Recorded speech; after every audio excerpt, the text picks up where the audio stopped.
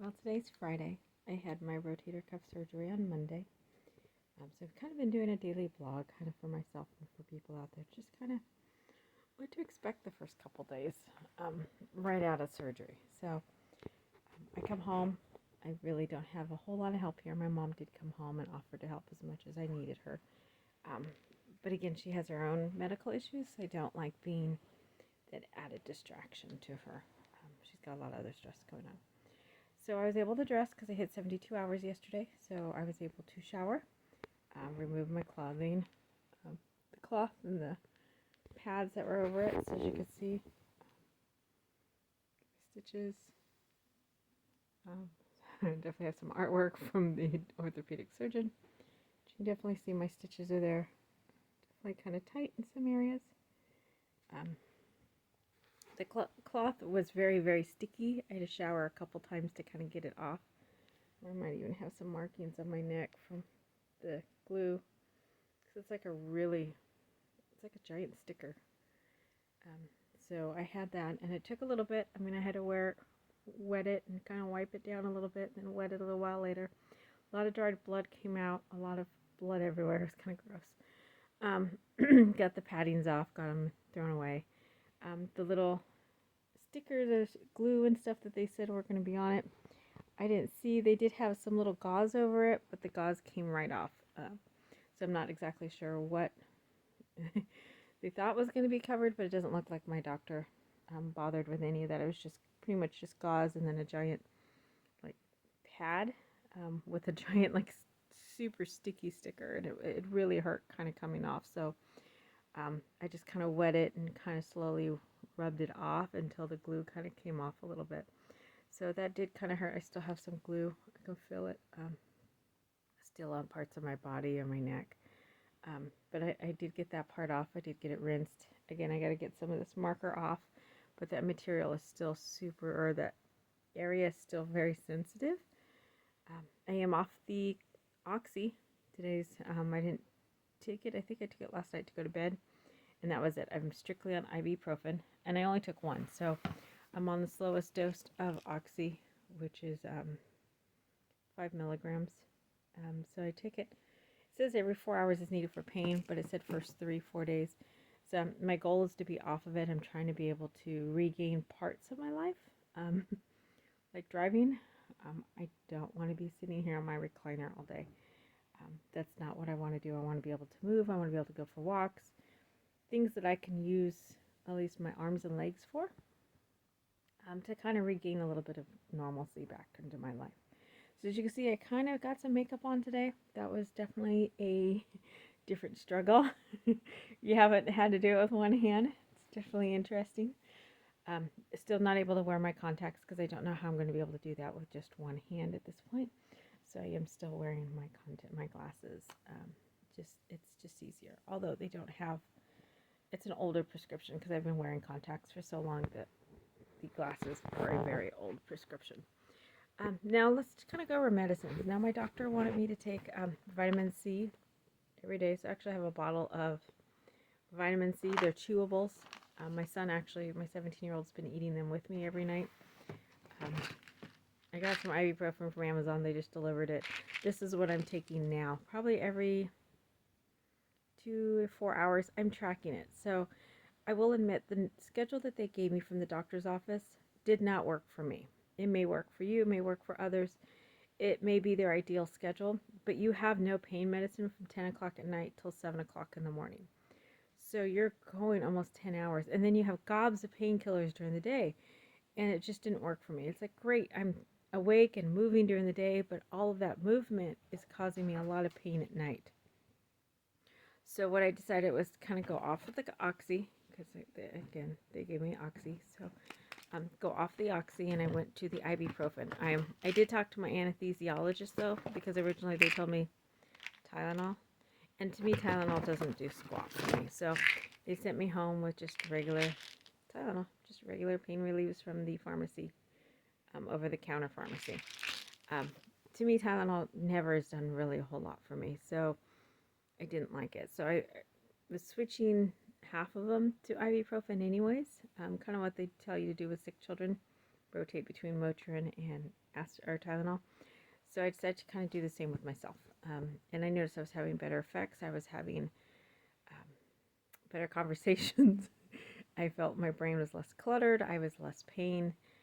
I didn't necessarily feel, because for a while there, if I don't stay on top of my ibuprofen and stuff, it almost feels like I'm in the back of what I call like a garbage truck when they're kind of closing and kind of smashing the trash down. That's kind of how my shoulder felt. I kind of felt like that crushing feel.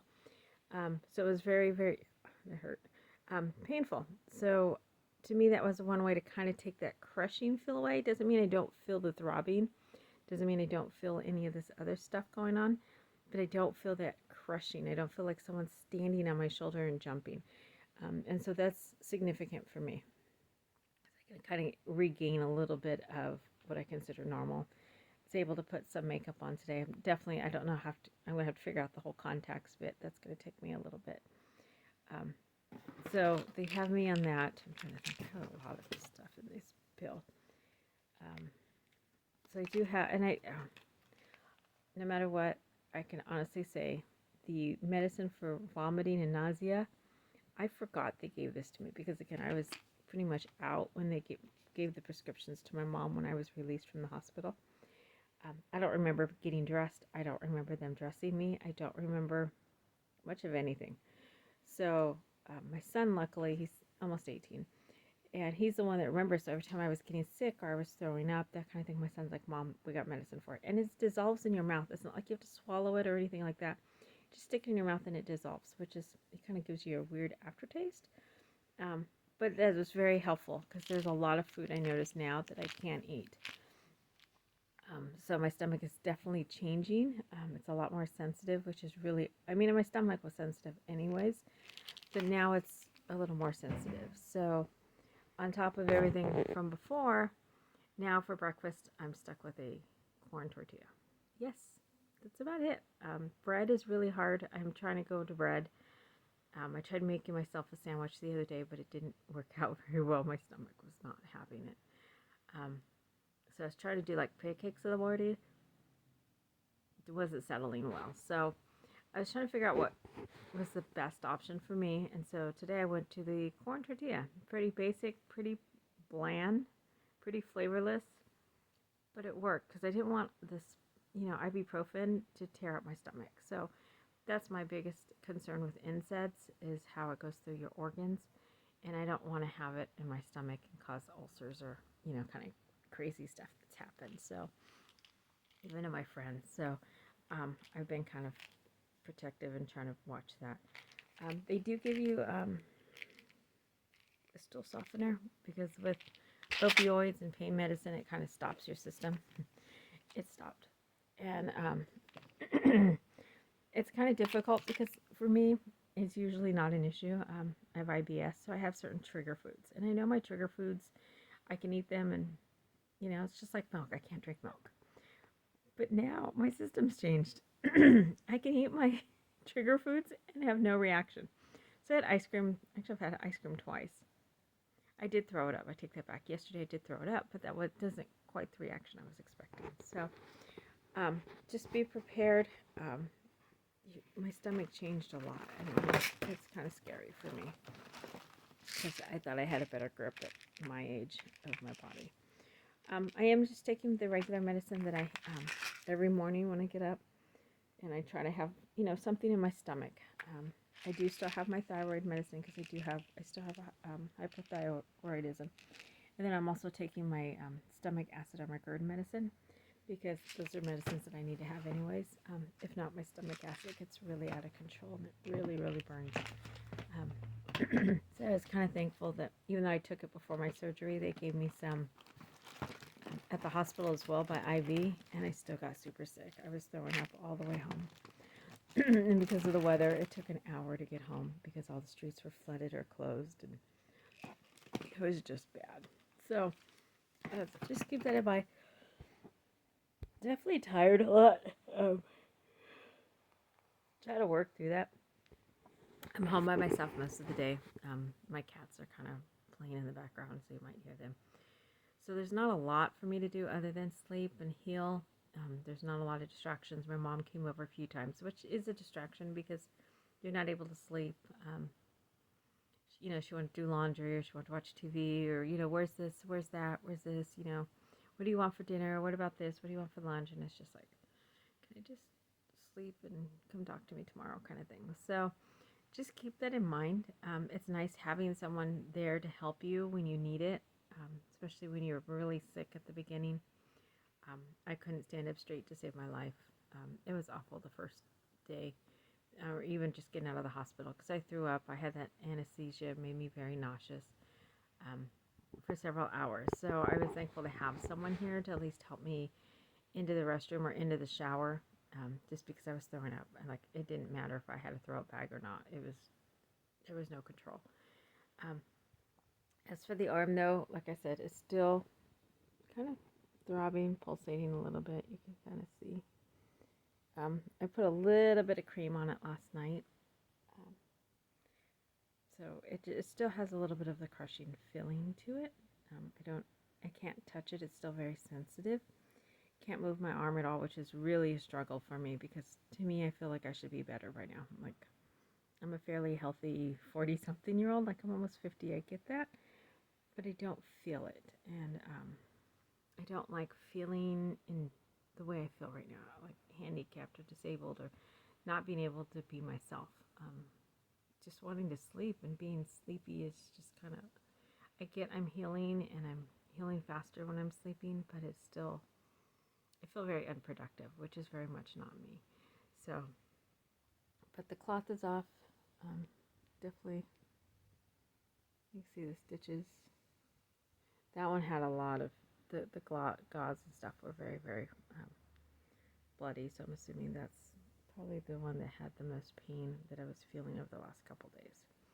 But other than that, this day feels like it's going to be a better day. I am feeling some pain, but I'm completely off the oxy now. I'm strictly going to rely on ibuprofen, or at least that's my goal today.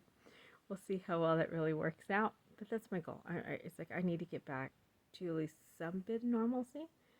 I got to be able to get off the painkillers. I got to be able to take care of my, my son's 17, but still, I'm still his mother. He's not my father, so, he's not the parent figure. And, I like to be able to sit down, and even if it's just eating white rice with him, I'd like to be able to sit down and have dinner with my son.